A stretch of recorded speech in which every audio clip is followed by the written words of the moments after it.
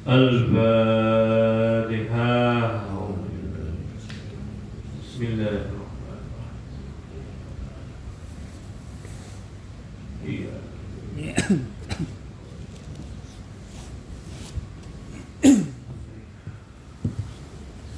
Assalamualaikum warahmatullahi wabarakatuh. Innal hamdalillah nasta'inuhu wa nastaghfiruhu wa nu'minu bihi wa natawakkalu 'alaihi wa na'udzu billahi min shururi anfusina wa min sayyiati a'malina. May yahdihillahu fala mudilla lahu wa may yudlilhu fala hadiya lahu. Asyhadu an la ilaha illallah wahdahu la syarika lahu wa asyhadu anna Muhammadan abduhu wa rasuluhu la nabiyya ba'dahu. Allahumma shalli wa sallim ala sayyidina wa maulana wa syafi'ina Muhammad wa ala alihi wa ashabihi walladzina ittaba'uhum bil ihsan ila yaumil qiyamah, amma ba'd. Qala Allah ta'ala fil Qur'anil Karim, walladzina jahadu fina lanahdiyannahum subulana wa innallaha lama'al muhsinin. Wa qala Nabiyyu sallallahu alaihi wasallam, man yuridillahu bihi khairan yufaqihu fid din wa innama ana qasim wallahu yu'ti, kama qala Rasulullah sallallahu alaihi wasallam. Gimana kabarnya Bapak? Sehat semuanya? Alhamdulillah, semoga kita selalu sehat jasmani dan sehat rohani kita. Amin ya rabbal alamin. Hidup di dunia ini ya begini-begini saja. Siang, pagi, malam, dan termasuk tanda akhir zaman, waktu itu berlalu begitu cepat. Perasaan kemarin baru Jumatan, sudah Jumatan lagi. Maka kalau kita gunakan waktu ini dengan semaksimal mungkin, inilah yang terbaik. Tapi kalau tidak, kita akan dilindas dengan waktu begitu cepat, sehingga waktu ini berjalan tanpa dengan amal-amal yang diridhoi oleh Allah Subhanahu wa Ta'ala. Artinya kalau kita tidak buat amal di dalam waktu-waktu kita sekarang, ya akhirnya antara dua, kalau dia justru berbuat amal yang dimurkai oleh Allah atau maksiat, atau dia tidak sama sekali buat amal, tidak berpahala juga tidak berdosa. Bahkan ada juga yang lalai. Ini waktu-waktu kita ini nggak terasa. Bahkan kata seorang ulama, hidup di dunia ini hanya lokok saja. Lokok sudah lahir, alhamdulillah. Lokok sudah bisa berdiri. Lokok sudah sekolah. Lokok sudah besar ini, masya Allah. Lokok sudah nikah. Lokok sudah punya anak. Lokok sudah kakek-kakek. Tidak terasa, sudah kakek-kakek ternyata. Jenggot yang tadinya hitam, kumis lama-lama memutih sendiri. Rambut juga begitu. Telinga mulai pendengarannya sudah mulai tidak dengar. Kaki pun sudah mulai tidak banyak bisa jalan jauh.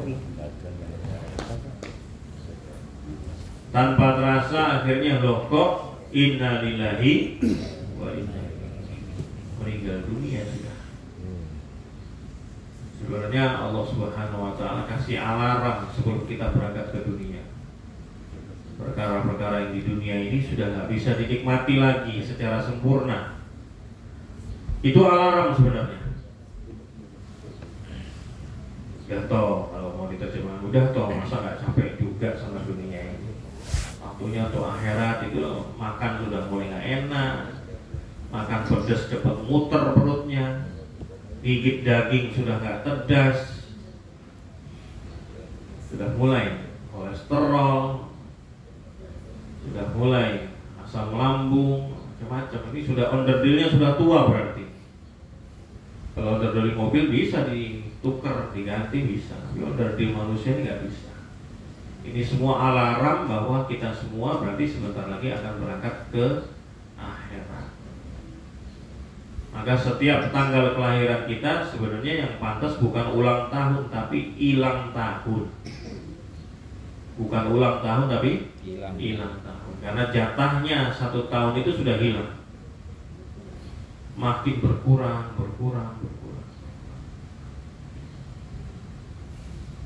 Tahu-tahu sudah innalillahi, sudah meninggal dunia.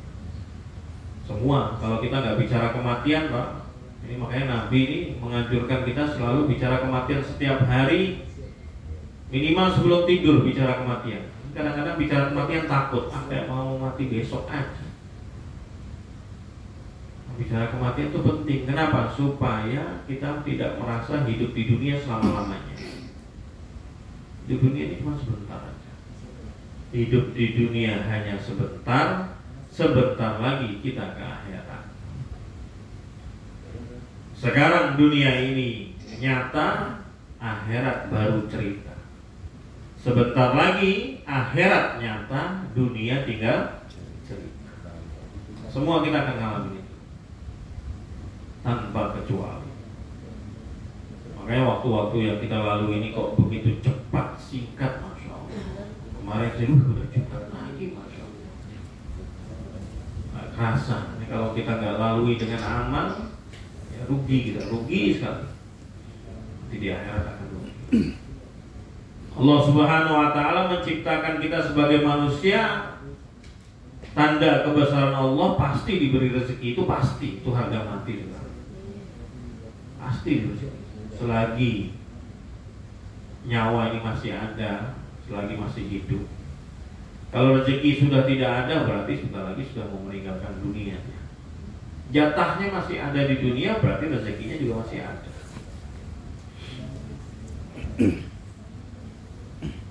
Sangat mengecilkan Allah kalau kita nggak dikasih rezeki. Kalau kita pelihara burung, kok berani beli burung bawa ke rumah, berarti siap ngasih makan. Pelihara kucing, kok siap kucing liar lagi lewat disayang masukkan ke rumah, berarti siap kasih makan. Apalagi Allah yang menciptakan kita, pasti kita dikasih rezeki, pasti. Cuman ujiannya kita sebagai manusia selalu merasa tidak cukup, itu aja sebenarnya. Itu ujian kita sebagai manusia. Ada sifat tidak cukup. Maka orang kaya yang sebenarnya adalah mempunyai sifat di dalam hatinya selalu merasa cukup. Itu orang kaya yang sebenarnya. Ada cucunya Sayyidina Umar radhiyallahu anhu, Sayyidina Salim radhiyallahu anhu, beliau ditawarkan oleh raja di zaman itu dunia, ditawarkan harta benda. Maka beliau mengatakan, ini di masjid jangan bicara dunia dulu. Setelah di luar masjid dikejar lagi. Kata beliau, kamu sebagai raja masih butuh gak sama dunia? Masih, Syekh. Alhamdulillah saya butuh, tapi saya sudah cukup. Berarti kayaan saya daripada kamu, kata beliau. Karena hatinya sudah dicukupi dengan segala sesuatu. Jadi kekayaan yang sebenarnya di dalam hati, dia mempunyai sifat merasa cukup. Nah, ini penting sekali, merasa cukup. Apa saja yang dikasih Allah hari itu cukup, saya sudah cukup. Ya, ini penyakit kita yang di manusia ini merasa tidak cukup. Dan inilah yang membuat susah hidupnya manusia. Tapi kalau giliran amal, giliran menyembah Allah merasa cukup, nah itu balik. Giliran amal harus tidak merasa cukup. Harus tolak, harus rakus. Apalagi ya. Habis sholat isya ini apa ya? Oh, sholat sunnah. Sholat sunnah berapa ya? Oh, bisa 4 rakaat. Habis ini apa ya? Oh, sholat witir. Oh, sholat tobat. Habis ini apa ya sebelum tidur? Oh, baca Al-Quran. Apa yang dibaca ya? Surat Al-Waqiah. Wah, pokoknya apa kalau sudah berhubungan dengan amal dia merasa nggak cukup. Tapi kalau giliran dunia harus merasa cukup. Giliran amal akhirat kita harus merasa tidak cukup. hari ini pun juga kita pagi ini bisa kumpul di sini nih, hidayah dari Allah, pilihan dari Allah. Tidak akan bisa bergerak seorang hamba kecuali digerakkan oleh Allah.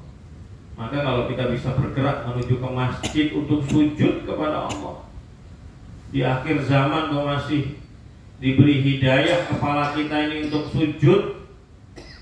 Sujud ini kan luar biasa. Kita berbisik di bumi tapi terdengar di langit. Jadi komunikasi ke langit itu salah satunya dengan cara berbisik di bumi, sujud. Dan itulah hamba yang paling dekat dengan Allah adalah ketika bersujud, kata Nabi.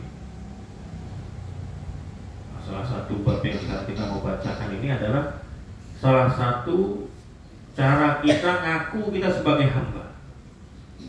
Jadi beramal soleh itu salah satu kita mengaku kita ini hanya hamba. Kita ini hanya hamba. Kalau sudah mulai malas beramal, itu seolah-olah mengaku sudah tidak lagi sebagai hamba. Karena dia sudah bisa merasa segala-galanya, bisa merasa, oh ini saya bisa kok, ini karena saya.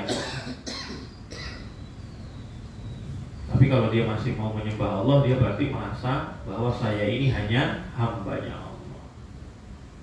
Nah, di sini muraqabah ini juga termasuk itu, merasa diawasi oleh Allah. Merasa diawasi oleh Allah, dikasih rezeki oleh Allah. Ini amanah Allah, gimana ini? Merasa diawasi sama Allah. Karena yang ditanya oleh Allah masalah rezeki bukan hanya datangnya dari mana, datangnya betul-betul halal. Setelah itu selesai belum? Setelah datangnya dari mana, perginya kemana? Rezeki itu masuk ke kantong kita, ke rekening kita, ke tangan kita, sudah dapat dalam keadaan halal, dikeluarkannya pun juga harus dengan halal.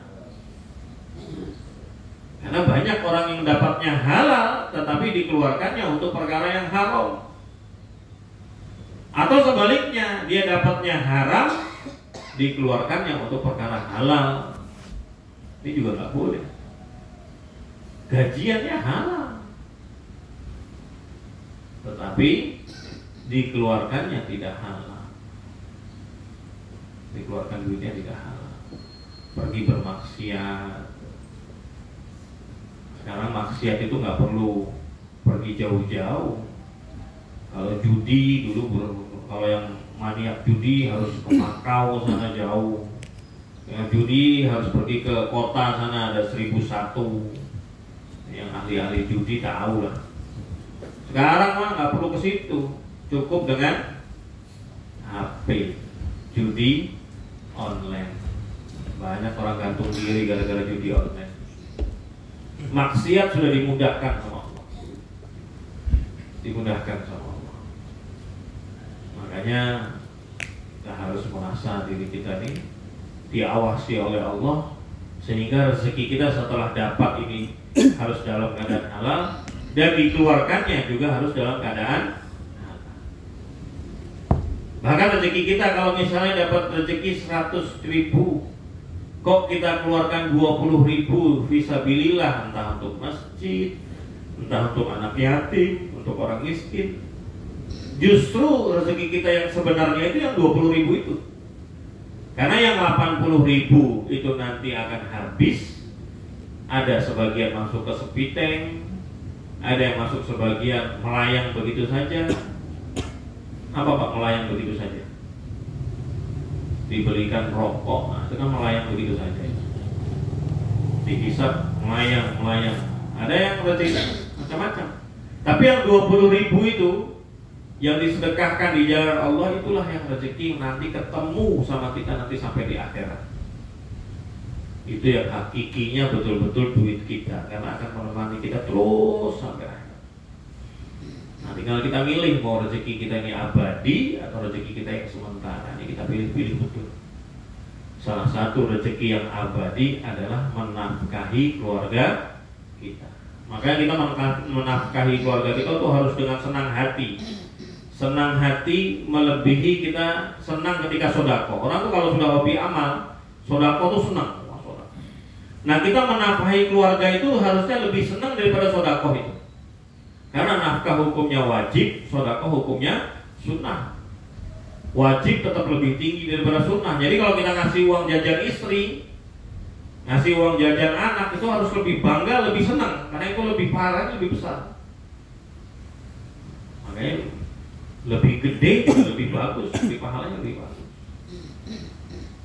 Toh juga kalau istri kita belikan emas, kalau lagi susah juga ntar dijual juga buat kita juga. Menyenangkan istri itu adalah kunci, salah satu kunci untuk memperlancar rezeki kita. Sebaliknya, kalau kita pelit sama istri, itu salah satu sebab tersumbatnya rezeki kita. Jangankan istri loh Pak, orang di pinggir jalan tuh minta-minta gitu, bapak kasih duit, pengamen atau apa, mau ngasih duit kok berani. Kita ngasih 10.000 aja, nggak usah 100.000, 10.000 aja. Itu di mulutnya Masya Allah keluar doa-doa untuk kita, sehat ya. Apalagi istri kita, kalau istri kita kasih duit agak banyak, tiba-tiba masuk ke rekening ting 5 juta gitu, Masya Allah itu doa keluar semua itu, ya Allah istri suami saya. Tapi kalau sudah mulai seret, nah doanya juga mulai seret juga gitu. Jadi kita merasa diawasi oleh Allah sehingga mengeluarkan atau mendapatkan rezeki atau apapun itu kita merasa dikontrol. Nah, ini salah satu meneruskan hadis yang kemarin sudah disebutkan oleh Rasulullah apa itu Islam.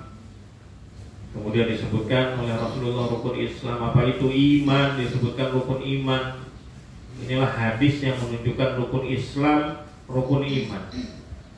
Nah, yang terakhir hubungan dengan muraqabah justru ini.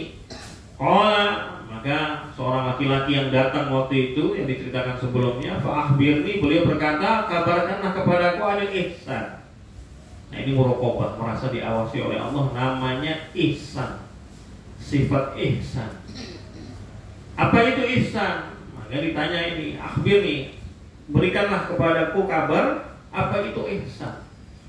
Maka baginda Muhammad SAW beliau bersabda, anta budallah ka'annaka tara, fa illam takun tara fa innahu yara. Ihsan itu kata Nabi, anta budallah, kamu menyembah Allah, ka'annaka tara, seolah-olah kamu melihat Allah. Ini sifat ihsan. Ini makom yang paling tinggi. Kalau kita nyembah Allah seolah-olah melihat Allah, itu makom yang paling tinggi. Fa illam takun tara, kalau kamu nggak bisa seperti itu, kalau kita belum bisa seolah-olah melihat Allah, fa innahu yara, kata Nabi. Nah, ini di bawahnya, maka sesungguhnya engkau, sesungguhnya kamu, sesungguhnya Allah melihat engkau. Jadi beribadahlah dengan sifat ihsan, merasa dilihat oleh Allah. Ini minimal. Lebih tinggi lagi, merasa seolah-olah sedang dilihat Allah. Jadi kalau di pesantren itu biasanya kita diberikan latihan, minimal kamu tuh belajar awal lagi sholat, minimal merasa dilihat oleh kiai kamu, guru kamu. Kalau kita lagi sholat sunnah itu di pondok, kok di sebelah kita ada kiai, wah khusyuk benar itu. Lupa sampai surat Al-Fatihah itu. Nah, di samping guru ini. Ya minimal kalau kita nggak ada guru, ya minimal di samping kita kayak seolah-olah dilihat sama mertua. Kalau ada mertua kan, ujiannya seorang menantu itu sama mertua, ujiannya mertua itu sama menantu, itu sudah sunatullah begitu sudah Pak. Ujian kita itu sebagai menantu ya sama mertua sebagai yang menantu harus mengalah, yang mertua juga mengalah, sambil bagiannya masing-masing. Ini sifat ihsan nih, Masya Allah. Maka kita kadang-kadang merasa bagaimana? Merasa dilihat Allah itu bagaimana? Ada kayak CCTV di belakang, kayak ada orang di belakang. Beda-beda itu, merasa dilihatnya beda-beda. Merasa kayak ada yang kontrol di belakang. Nah, kalau sudah merasa dikontrol itu sudah bagus, sudah hati kita sudah bagus. Yang repot itu benar-benar ngeblank banget, kosongan sudah. Oh wes, pokoknya ini hidup saya. Umur sudah 50, bentar lagi mau mati. Ini saya harus nikmati ini dunia ya, sudah. Ini nanti masuk kubur, mungkar nakir, gregetan sama orang begini.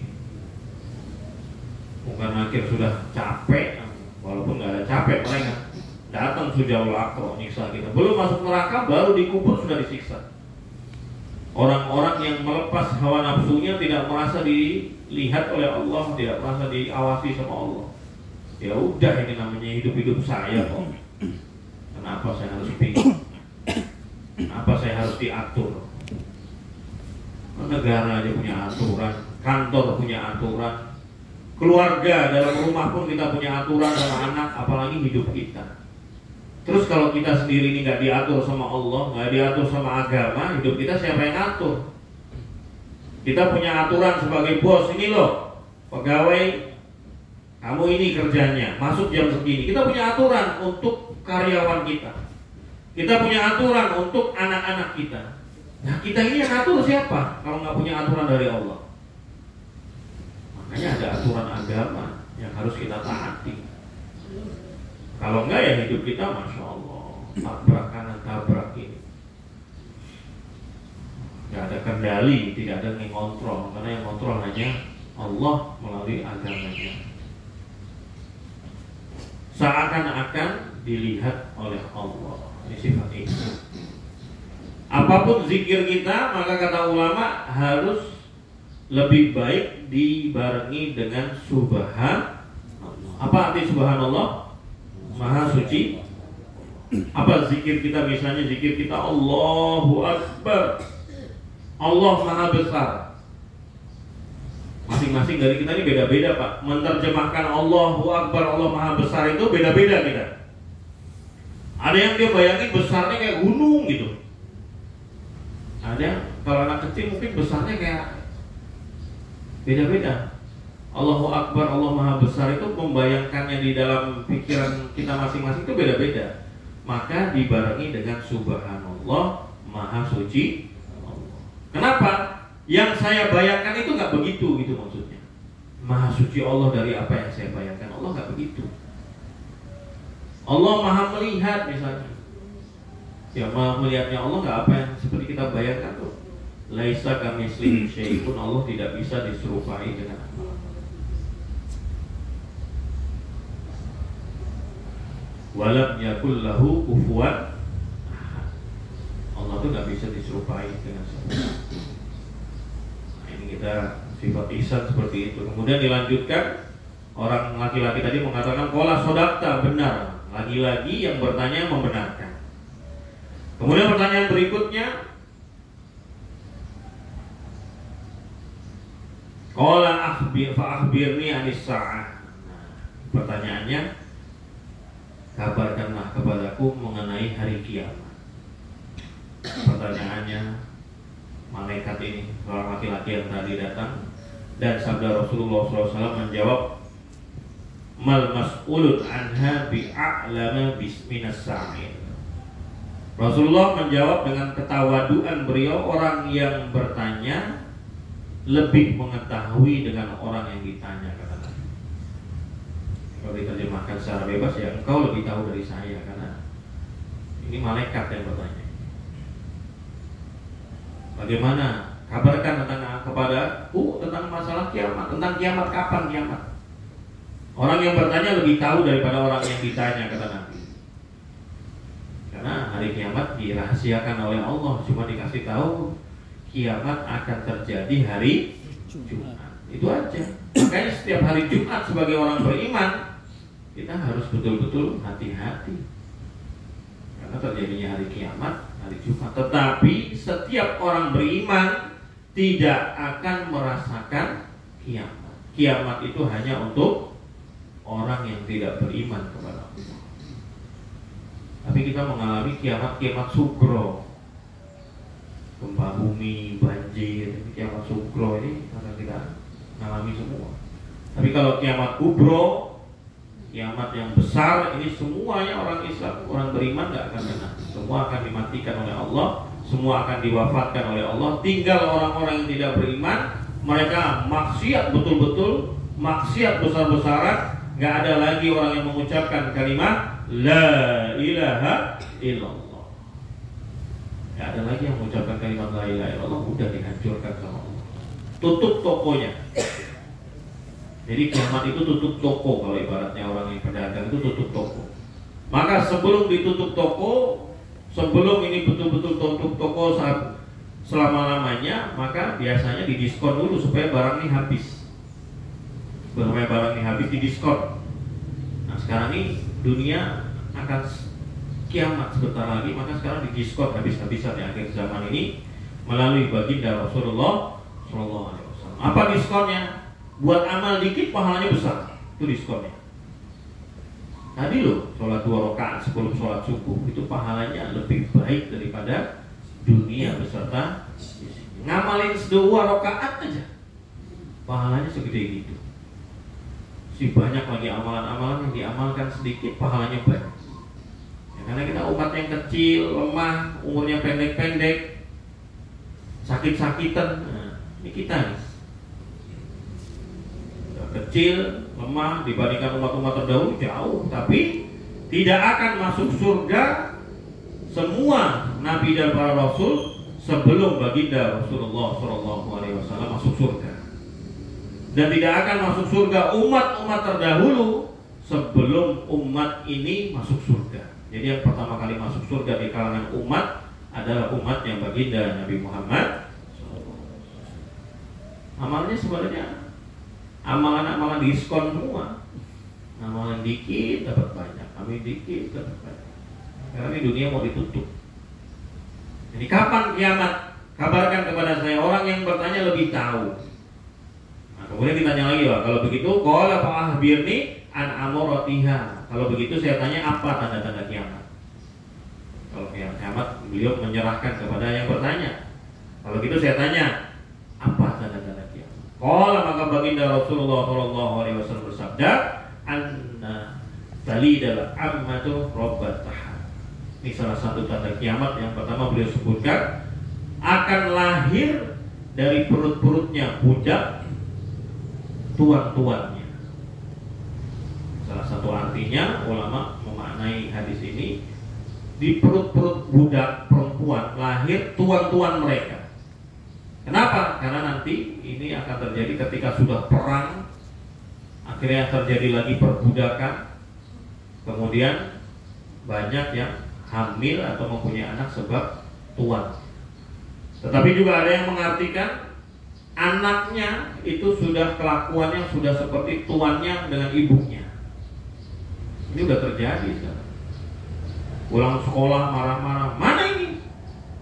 Kok nggak ada makanan? Mau berangkat sekolah nggak disiapin susu, mana nih susunya? Ibunya disusu. Mana ini? Wah, ibunya disusu. Padahal itu ibunya. Ibunya itu. Jadi seolah-olah dia melahirkan tuannya, melahirkan bosnya.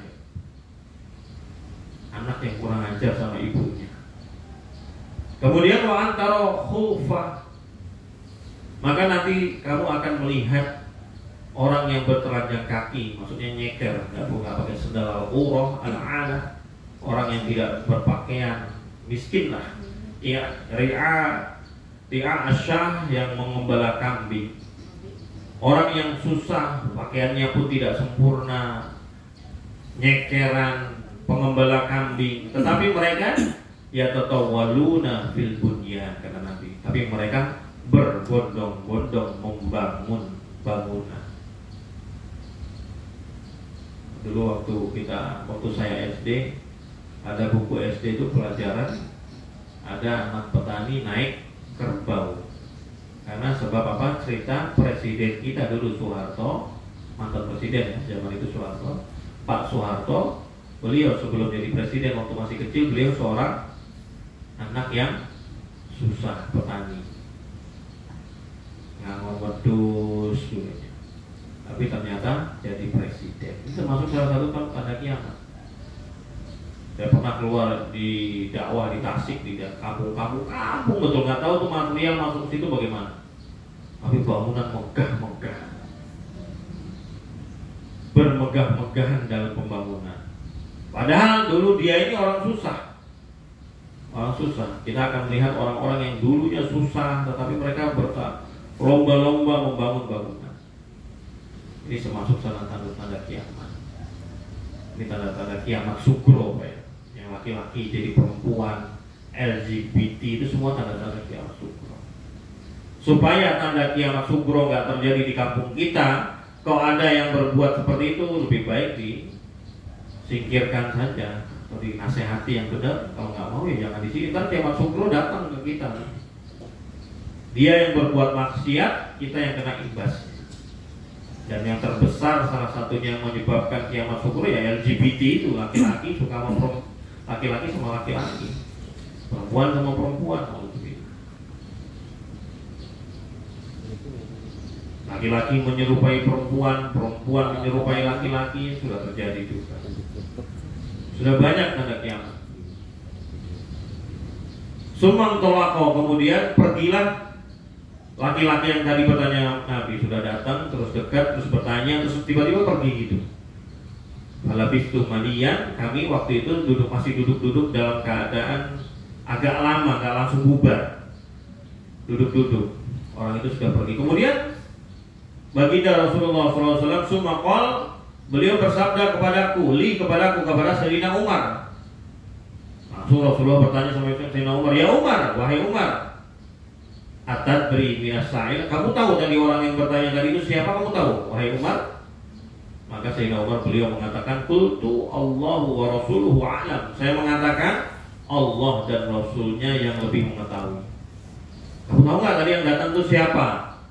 Maka beliau mengatakan Allah dan Rasul lebih tahu dari saya. Maka baginda Rasulullah SAW bersabda, fa innahu Jibril, maka sesungguhnya laki-laki tadi itu adalah Jibril. Atakum, beliau datang kepada kalian, yu'allimukum, mengajari kalian, amrodinukum, agama, perkara agama kalian. Rawahu Muslim di hadis sahih. Sampai dijadikan rukun Islam, rukun iman di hadis ini menjadikan akidah buat kita, karena ini hadis sahih.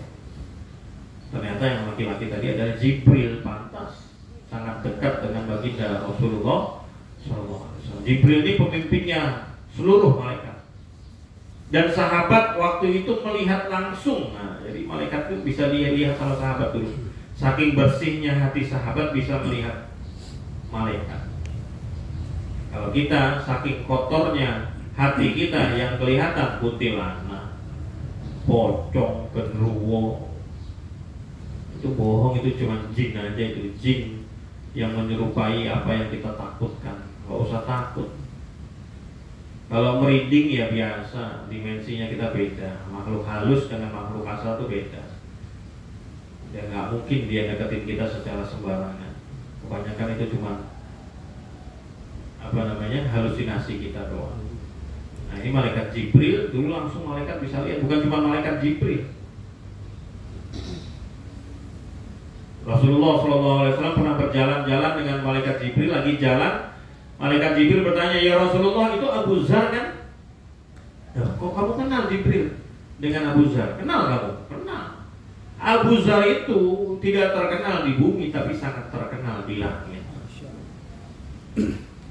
Maka ini banyak orang-orang di antara kita di sini, mungkin ada orang-orang di masjid kita ini, dia kayaknya di bumi biasa-biasa, karena kita ternyata di bumi, di langit terkenal. Karena ketika orang lagi tidur lelap, dia justru melek, zikir. Di langit itu melihat dia, baca Al-Quran di rumah, orang penduduk langit betul-betul kenal sama dia.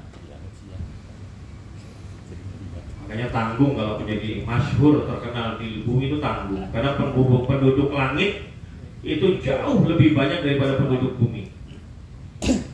Lebih baik terkenal di langit daripada terkenal di bumi. Kenapa? Karena terkenalnya di langit itu sebab kita taat dan takwa kepada Allah. Orang yang dekat dengan Allah ketika dia berzikir la ilaha illallah, itu aras bergetar. Aras bergetar sampai malaikat minta, ya Allah, ampunilah dosa orang yang mengucapkan kalimat tersebut. Aras itu bergetar. Jadi Allah, ya saya ampuni dosa-dosa mereka. Langsung aras itu berhenti bergetar. Orang yang dekat dengan Allah malam-malam berdoa, ya Allah minta. Malaikat langsung minta, ya Allah, ini hambamu yang dekat denganmu sedang minta kepadamu, kabulkan ya Allah. Maka di sebagian cerita dalam kitab-kitab itu Di dalam riwayat bahwa Allah berfirman kepada malaikat, saya tidak kabulkan dulu karena saya masih senang dengar suaranya. Takutnya kalau dikabulkan berhenti doanya. Kalau istilahnya pejabat, sebelum jadi pejabat banyak baca ayat kursi, kalau sudah jabat kursi lupa ayatnya. Amalan ayat kursi kenceng, begitu dapat duitnya lupa ayatnya. Amalannya kenceng ternyata hanya sekedar buat dunia saja. Begitu dapat dunianya ya lupa dengan amalannya. Wallahu a'lam. Monggo silakan kalau ada yang mau tanya sebelum ditutup. Ustaz, nah, Ya. ada titipan pertanyaan. Kan kalau meninggal itu katanya ada 3 amalan. Salah satunya itu ilmu yang bermanfaat. Oh ya. Nah pertanyaannya, ilmu yang bermanfaat itu apakah ilmu agama doang? Itu pertama. Terus ilmu online itu apakah masuk kategori ilmu yang bermanfaat? Nah terus yang ketiga, kalau ada mudaratnya misalnya gitu ya, terus tapi diajarkan gitu, apakah itu bermanfaat juga atau gimana? Ada mudaratnya diajarkan. Iya. Tetapi ya itu termasuk ilmu yang bermanfaat juga nggak? Kan mudarat maksudnya dalam segi apanya ya?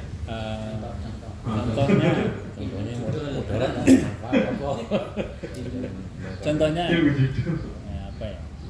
Oke, misalnya kan kalau menambahkan sesuatu di badan itu merubah bentuk gitu ya, itu mudarat atau enggak? Kalau yang merubah betul ya tanpa ada maslahat, mudarat. Tanpa ada maslahat ya. Maslahat itu misalnya ya operasi. Kalau yang kita merubah tapi dengan maslahat ya contohnya behel lah. Kawat gigi itu kan ada maslahatnya. Karena mengganggu bahkan menyusahkan gitu. Nanti merubah itu boleh. Itu masalah. Terus merubah. Misalnya kalau yang tidak ada maslahat ya supaya cantik kemudian supaya cantik ya. Itu kan dirubah secara ini ya bisa mudarat. Bisa mudarat ya. Lagi jadi perempuan. Kalau yang tadi pertanyaan pertama manfaat ilmu bermanfaat, apakah ilmu agama doang? Oh iya.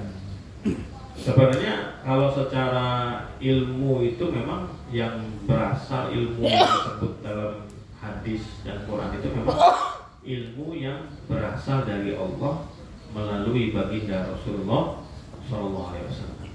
Berarti kan ilmu agama. Tetapi ada ilmu, ya kalau dibilang apa agama doang, berarti kan ada ilmu seolah-olah ada ilmu dunia gitu ya berarti ya. Ya. Tapi ilmu dunia ini menunjang ilmu agama gitu. Ya jadi ikut berpahala, bermanfaat. Ilmu dunianya menunjang ilmu agama dia atau untuk beramal jadi bermanfaat. Jadi kalau yang bermanfaat kan jelas ilmu agama mendatangkan pahala.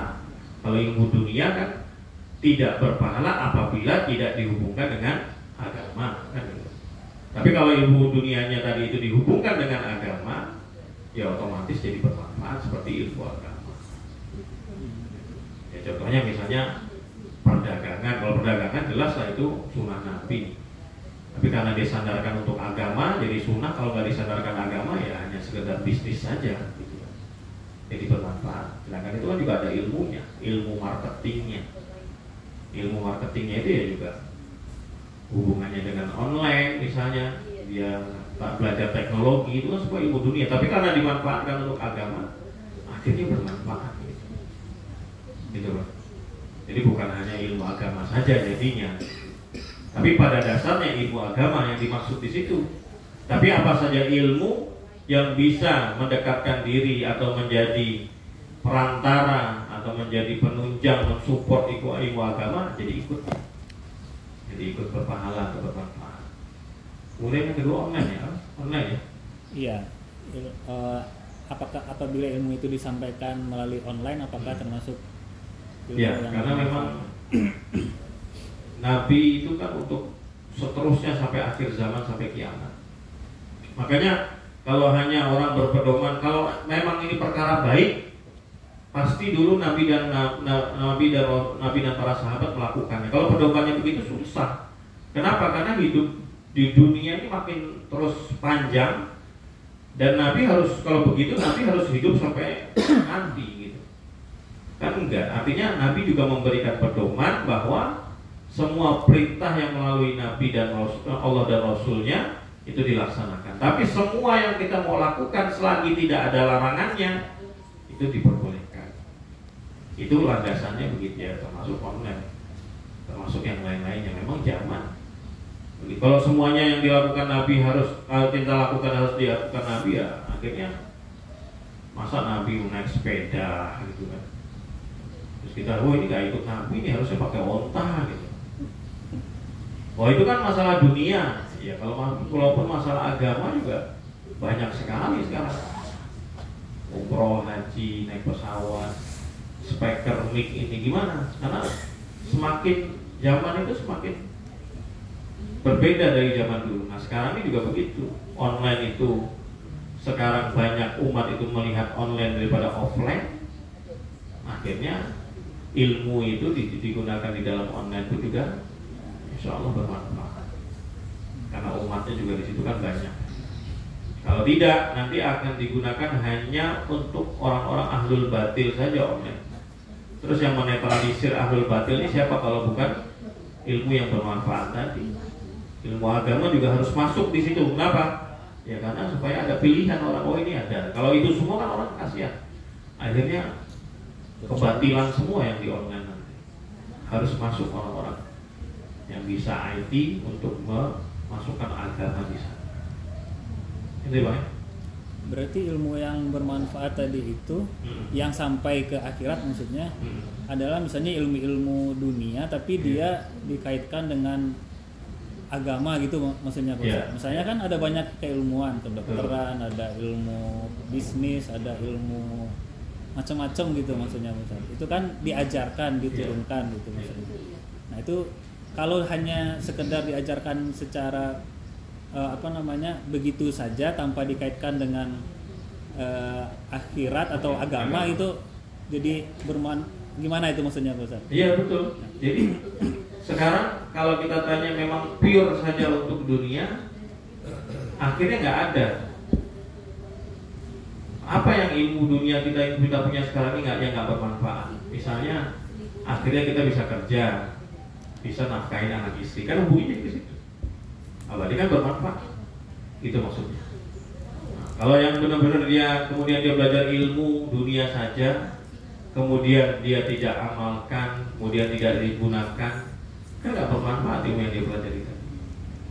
Tapi kalau ilmu agama, kita belajar bab jenazah, bisa diamalkan langsung nggak? Tapi langsung dapat pahala. Gitu. Ada satu ilmu agama yang dia dapati langsung bermanfaat. Semua ilmu agama itu langsung bermanfaat walaupun belum diamalkan. Karena memang belum waktunya, belum ada yang meninggal. Karena ilmu jenazah itu harus diamalkan ketika ada orang meninggal. Jadi diamalkan tidak diamalkan, ilmu agama itu langsung bermanfaat. Tapi kalau ilmu dunia tadi, ya dia untuk apa dulu? Kalau untuk cari kerja akhirnya cari nafkah, ya itu dia jadinya yang bermanfaat kan. Karena kerja mencari nafkah untuk anak istri. Karena kalau dia nanti akhirnya IT tetapi untuk maksiat, kan jadi nggak bermanfaat. Kan jadi begitu maksudnya. Jadi ilmu duniawi ini kemana dulu dia mau, kemananya dia datangnya. Tapi kalau ilmu agama sudah jelas, dia pelajari saja langsung dapat pahala. Ilmu agama untuk maksiat itu kan sulit ya, walaupun mungkin ada. Tapi kalau ilmu duniawi bisa jadi ya bahkan banyak yang digunakan. Soalnya sekarang IT bisa untuk bermaksiat sekali itu, atau yang lain-lainnya lah. Itu jadi bermanfaat juga Bang sebenarnya gitu. Tapi dihubungkan dulu dengan apa? Semua pasti bermanfaat.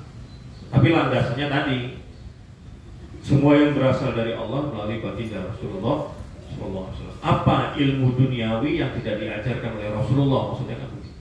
Semua diajarkan sama Nabi sebenarnya. Tapi kita kan nggak tahu. Tetapi ketika ilmu yang duniawi pun yang tidak tahu kita hadis dan Qur'annya dan ternyata bermanfaat juga untuk umat, untuk keluarga dan lain-lainnya, jadi bermanfaat. Tapi kalau cuma kita pelajari kemudian mendem ke kita rebahan, kita mageran, terus nggak kerja, nggak ngapa-ngapain, kan ilmunya jadi nggak bermanfaat. Tapi kalau ilmu agama begitu belajar aja langsung bermanfaat, walaupun belum bisa diamalkan. Belajar ilmu Ramadan, puasa, ya belum Ramadan belum bisa puasa. Belajar ilmu azan, belum waktunya sholat, belum bisa ngamalkan. Jadi ilmu-ilmu yang langsung bermanfaat itu ya sebenarnya hanya agama. Kalau yang lain harus manfaatnya itu digunakan untuk apa dulu. Kalau nggak digunakan ya. Berarti kalau misalnya oplas tadi gitu misalnya, terus kan ada ilmunya juga terus diturunkan. Tapi kan orang yang memakai ilmunya itu dapat manfaat, ya dapat kekayaan apa gitu. Nah kayak gitu. Iya, kalau dia memang ya sama sebenarnya sih, bukan hanya oplas jadinya ya. Kalau memang contohnya oplas kan berarti dia merubah muka orang yang dilarang sama agama, tapi dengan ilmu dia kan gitu. Dan dia dapat kekayaan dari situ. Ya itu ya memang sulit dokter-dokter, makanya dokter itu harus beriman tuh ya di situ. Ya apa bedanya dengan pejabat atau aparat yang dengan wewenang dia juga mengkayakan diri dia, padahal itu juga dilarang gitu. Dia tahu itu dilarang, tapi dia perkaya dengan hal ini. Sama dengan dokter oplas yang tahu, tapi dia lakukan juga, ya dia akhirnya berdosa. Tetapi di yang lain ilmu dia sebenarnya juga bermanfaat untuk misalnya behel. Bahkan ada yang berpendapat kalau gigi maju itu mengganggu, kalau hidung mundur juga mengganggu, bisa boleh. Ada yang berpendapat begitu. Kalau hidung itu terlalu mundur, kadang-kadang juga lebih malu daripada gigi yang maju. Maka perlu dimajuin sedikit. Tapi kalau majuinnya dibanyakin kan jadi macung bener jadinya. Ini kalau mengganti, apalagi udah mata, aduh masya Allah sekarang. Ini karena karya Allah ya, ini ciptaan Allah, disyukuri saja. Nah itu bisa menjadi begitu. Kalau memang arahnya ke situ ya memang penghasilannya yang ditahu itu bahwa tidak baik. Tapi merawat, mempercantik boleh gitu. Tapi jangan sampai merubah. Misalnya hitam kan masih bisa diputihi, misalnya begitu. Itu kan bukan kategori yang merubah secara totalitas banget. Itu masih diperbolehkan lah intinya. Atau ya maaf misalnya kalau laki-laki itu maerot gitu ya, paham lah ya. Itu kan otot, kalau nge-gym ototnya bisa gede. Sebenarnya kan ilmu itu aja, bukan diperbesar gimana-gimana. Itu memang ototnya jadi gede, jadi besar. Yang tadinya ada yang nggak berkembang diurut jadi berbesar gitu. Bukan berubah. Tapi kalau disuntik silikon misalnya jadi berubah. Dia ada beberapa unsur-unsur seperti itulah. Allah. Ada lagi Pak? Oke. Mengenai itu apa? Rasa apa syukur atau syukur kita terhadap rezeki. Nah ini saya lihat contoh ada satu keluarga gitu ya, yang mereka ya cukup ya bahkan malah lebih. Nah satu ketika mungkin bisnis atau usahanya kan makin turun. Nah si suami ini karena dia ya merasa cukup atau merasa syukur kepada Allah, ya cukup lah karena memang nggak terlalu jadi miskin sekali ya. Cuman di lain sisi istrinya ini yang mengharapkan lebih gitu, jadi ya nyentil lah, mau nyari sahamnya lagi gitulah. Nah di sini kan jadi pertentangan. Satu sisi si suami ini jadi dilema, satu sisi dia merasa bersyukur udah dikasih ini dan dianggap cukup juga rezeki itu, tapi di sisi lain istrinya merasa mungkin karena semakin turun usaha jadi takut ya, jadi menyenggol-senggol gitu, nyari lagi lah begini gitu. Nah kan dilema, padahal kita membahagiakan istri kan juga untuk surga juga. Nah jalan keluarnya bagaimana? Apa cari istri lagi? Ganti itu bener itu. Jadi kan sebenarnya merasa cukup itu bukan berarti tidak mencari lagi. Merasa cukup itu jangan dipahami tidak mencari lagi. Tapi ini nyari lagi susah Pak Ustaz. Udah tua misalnya ya. Ya, mungkin gitu Ustaz. Ya, itu berarti kalau memang sudah mentok begitu, udah tua, pensiun, tidak bisa usaha lagi. Tapi dengan uang pensiun yang sudah cukup, ya itu berarti ujian buat sang istri. Kita tidak harus mengikuti lah kalau begitu. Itu memang ujiannya kebanyakan wanita memang. Makanya di surga itu Allah kasih sesuai dengan fitrahnya. Laki-laki di surga dikasih fitrahnya, kesukaannya adalah wanita, maka di surga dikasih bidadari. Tapi seorang wanita di surga tidak dikasih bidadari, karena fitrahnya wanita itu kesenangannya yang utama itu bukan laki-laki, tapi materi. Makanya pertama pujian, yang kedua materi. Makanya di bidadari ketika wanita masuk surga pertama kali dia dijadikan ratunya bidadari, pujian. Oh kamu yang paling cantik. Nah itu tuh wanita. Itu langsung kelepok-kelepok gitu. Mau lakinya agak-agak jelek, kalau istrinya cantik dikelepok di pendeng rayu aja kalah sudah. Pujian wanita tuh kalah sama pujian. Yang kedua materi. Makanya seluruh perhiasan di surga dikasih semua ke wanita. Jadi di dunia juga fitrahnya begitu. Ayo tiap hari Pak. Lagi.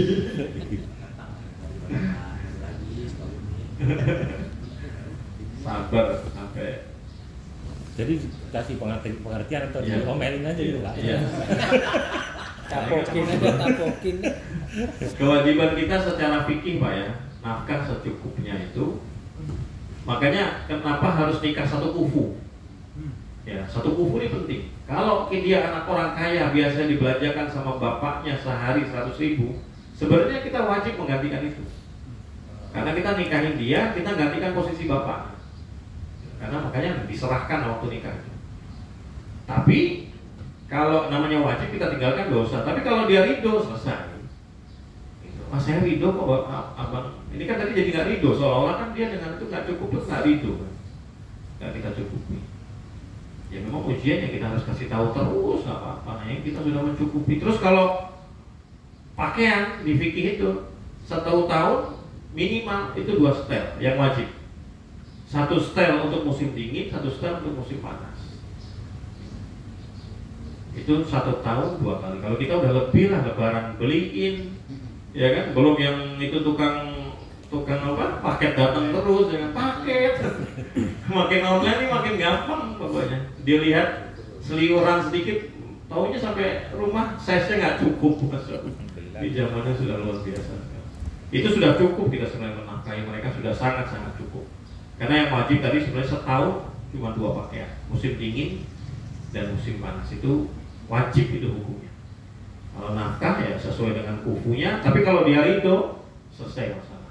Tapi kalau kufunya terus dia berlagak, nah itu bukan kewajiban kita lagi. Itu salah dia, nanti dia di hadapan Allah ya. Nah, lain yang kita sebagai suami sudah tunaikan hak-hak kita kepada dia. Rekamannya aja Pak. Kasih. Silakan Pak. Masa tadi kan di lembar istighosahnya itu ada Lauhul Mahfuz, semuanya dicatat di Lauhul Mahfuz.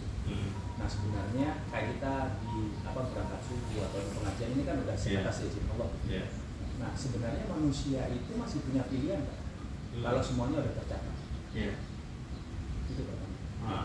Iya, makanya kan syahadat itu kan asyhadu alla ilaha illallah wa asyhadu anna Muhammadar Rasulullah. Harus lengkap. Muhammadar Rasulullah itu adalah kalimat amal, kalimat ikhtiar.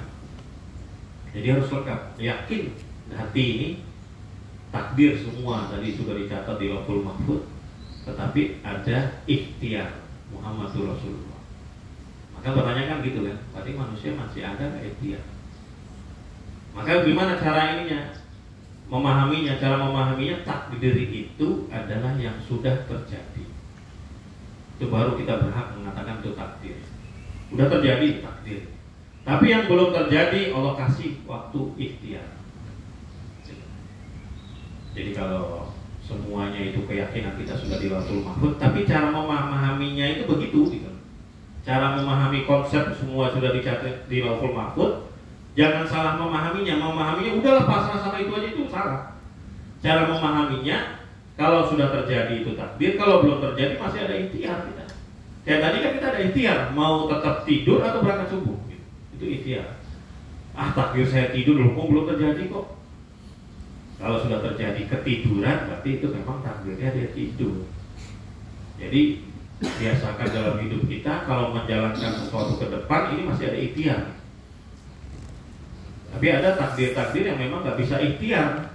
Ya termasuk kalau kita lahir dalam keadaan ganteng, dalam keadaan laki-laki, itu kan takdir nggak bisa ikhtiar. Kita jadi perempuan, itu takdirkan oleh Allah, ya jadi perempuan sudah ditakdirkan, nggak bisa ikhtiar. Kalau dia ikhtiar jadi laki-laki jadi perempuan, ya jadi dosa. Jadi kita pahaminya itu la ilaha illallah Muhammadur Rasulullah, memahami sudah dicatat di Lauhul Mahfuz. Memahaminya begitu. Apa saja kan gitu. Kalau kita dilihatkan caranya ini loh, caranya benarkan motor tuh begini. Tapi cara ngelakuinnya harus cara yang benar gitu. Tapi buku panduannya begini gitu. Tapi cara memahami untuk melakukan benerin motor tadi harus belajar yang benar ya. Termasuk tadi itu bukan Lauhul Mahfuz kita memahaminya semua ditakdirkan oleh Allah terus kita pasrah, itu salah memahaminya, salah. Cara memahaminya semua dari Allah, tapi Muhammadur Rasulullah adalah kalimat ikhtiar. Sebagai manusia kita punya ikhtiar. Itulah pemahamannya Ahlus Sunnah wal Jamaah. Kalau dulu ada zamannya pemahaman akidah Jababiroh, semua dari Allah, pure total. Ayam lewat, ayamnya Allah. Pohon mangga, mangganya Allah.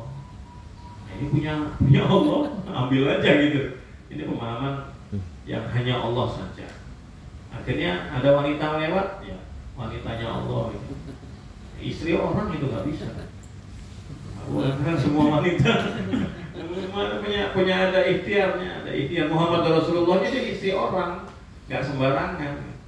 Oh, ini kan wanita punya Allah ciptakan, nggak bisa begitu. Ada cara-cara mainnya. Muhammad Rasulullah itu syariat, itulah ikhtiar-ikhtiar yang diajarkan oleh Allah. Ini loh begini, ini loh begini, berikhtiar, gitu Bang. Jadi ikhtiar itu juga termasuk dari agama, atau bahkan kalau boleh persen-persenan ya 50-50. Maksimal yakin, maksimal juga ikhtiar. Jadi caranya kalau istilah contohnya kita kerja, maksimalkan kerja. Selepas selesai kerja, baru kita maksimal pasrah. Kadang-kadang orang salah paham, pasrahnya doang yang maksimal, kerjanya nggak maksimal. Serahkanlah sama Allah. Tapi yang sempurna yang diajarkan Nabi itu kerjanya maksimal, habis sudah kerja maksimal baru pasrahkan maksimal. Ini baru yang benar, la ilaha illallah Muhammadur Rasulullah. Kadang-kadang alasan karena dia malas, ya, karena dia malas akhirnya alasannya ya udahlah pasrahkan sama Allah. Jadi takdir itu setelah maksimal serahkan sama Allah. Yang terjadi kalau kita sudah menyerahkan sama Allah, ya itulah takdir. Akhirnya kan kita ridho sama yang ditakdirkan sama Allah. Tapi ketika ikhtiar, waktu ikhtiar maksimal dong. Silahkan maksimalkan. Kadang-kadang kan orang-orang malas nih kan gitu. Rezeki mah udah dari Allah. Ngapain saya ngoyo-ngoyo loh? Mumpung umur masih ada, silahkan. Tapi setelah ikhtiar serahkan sama Allah. Kalau nggak diserahkan sama Allah, ya itu akhirnya susah hidup saya loh. Saya sudah kerja begini, kok rezekinya segini-gini aja ya. Kok begini? Itu namanya belum menyerahkan sama Allah. Merasa ikhtiarnya yang mendatangkan rezeki. Enggak, ikhtiar kita ini tidak bisa mendatangkan rezeki. Yang mendatangkan rezeki siapa? Allah. Tapi perintahnya ikhtiar itu dari Allah. Itu lengkap. Dua kalimat syahadat harus lengkap. Ya Bang? Cukup? Cukup ya? Yang di plastik sudah menunggu itu. Subhanakallahumma wa bihamdika asyhadu an la ilaha illa anta astaghfiruka wa atubu ilaik. Semoga Allah Subhanahu wa taala menerima ngaji kita pagi ini. Amin. Wassalamualaikum warahmatullahi wabarakatuh.